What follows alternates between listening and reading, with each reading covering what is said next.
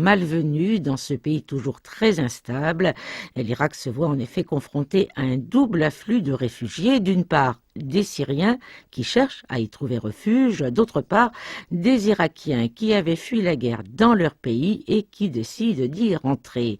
Le point sur une situation qui se complique au niveau de la sous-région avec Riyad Sidawi, il est directeur du Centre arabe de recherche et d'analyse politique et sociale à Genève.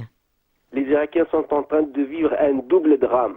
Leur premier drame, c'est dans leur pays, en Irak lui-même. Le deuxième drame, c'est dans leur pays hôte. Ils ont quitté les attentats et cette petite guerre civile qui continue depuis 2003 jusqu'à nos jours.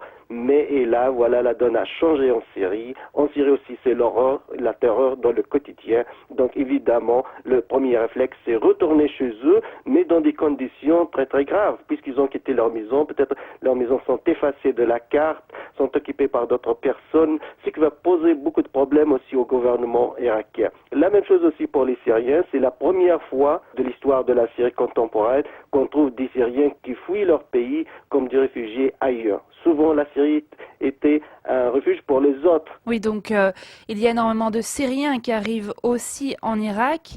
L'Irak a décidé d'ouvrir ses frontières, mais va avoir des difficultés à accueillir ces réfugiés. Peut-être l'Irak est mieux placé quand même que la Jordanie ou le Liban. Pourquoi? Parce qu'il a ses ressources pétrolières. C'est un pays riche, donc il peut accueillir plus que les autres voisins de la Syrie. Mais aussi, il y a le problème ethnique.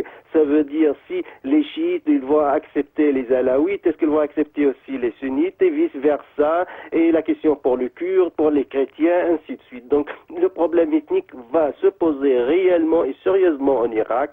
Ce mélange pourrait être explosif pour les deux pays aussi. Est-ce qu'il y a des pays qui ont décidé de fermer leurs frontières, qui ne veulent pas accueillir de Syriens, de par le fait qu'ils soutiennent le régime de Damas?